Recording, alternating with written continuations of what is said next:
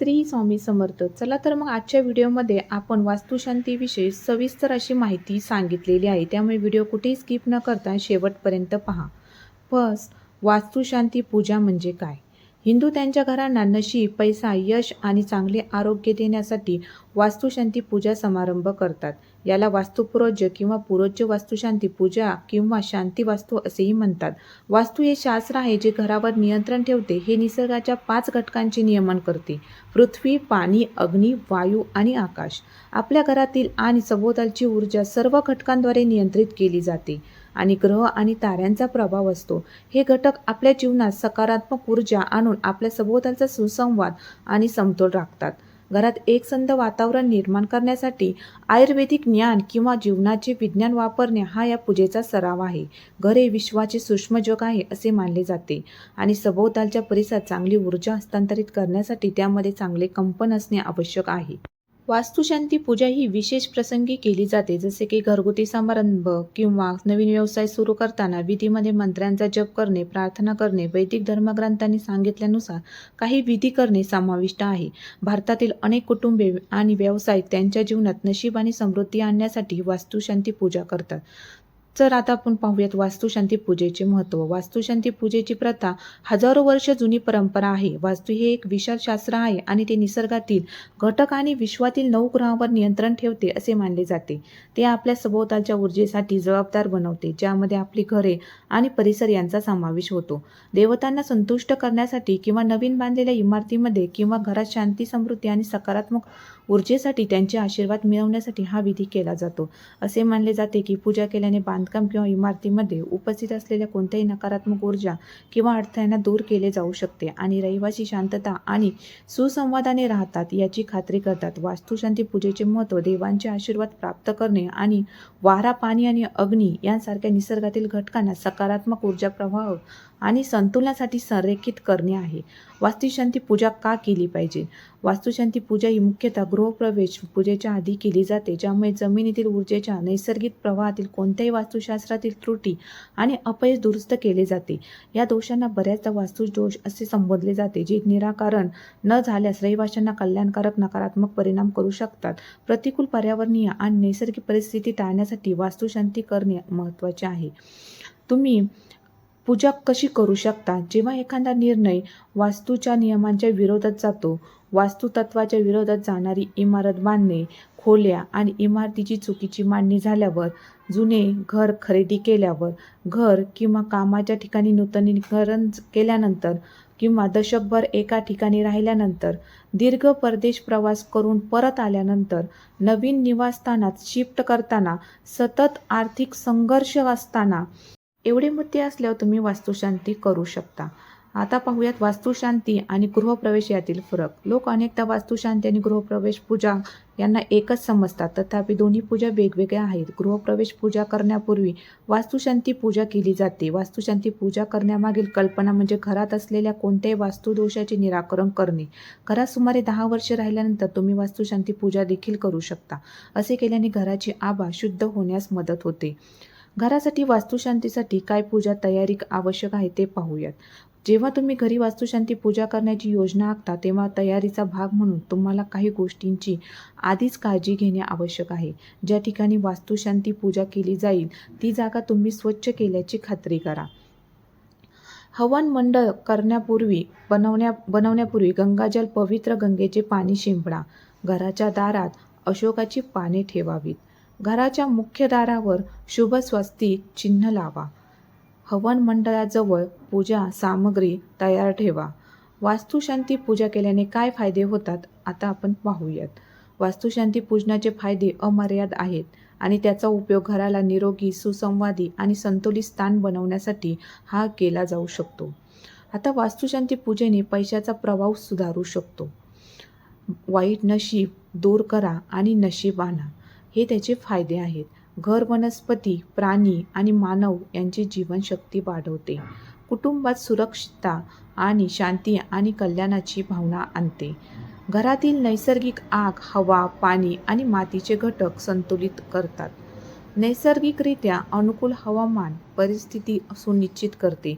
कर्म आणि नकारात्मक ऊर्जा शुद्ध करण्यास सुद्धा मदत करते. घरातील मनुष्य, प्राणी आणि वनस्पतींचे आरोग्य सुधारते.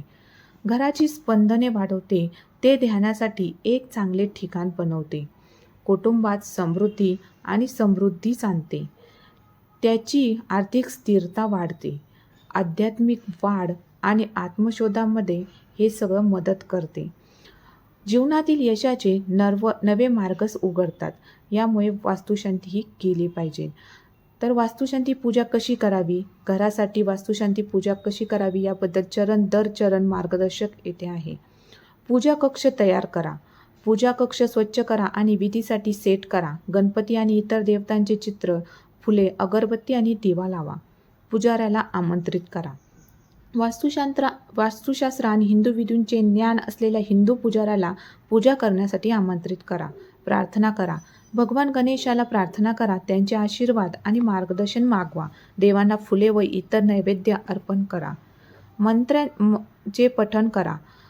नवीन घर किंवा कार्यालयासाठी आशीर्वाद आणि सकारात्मक ऊर्जा मिळवण्यासाठी पुजारी मंत्रांचे पठण करतात आणि पूजा करतात. पूजा करा. पुजारी पूजा करतील, प्रार्थना करतील, मंत्रांचे पठण करतील. पूजेमध्ये देवांना अन्न, फुले आणि इतर वस्तू अर्पण केल्या जाऊ शकतात.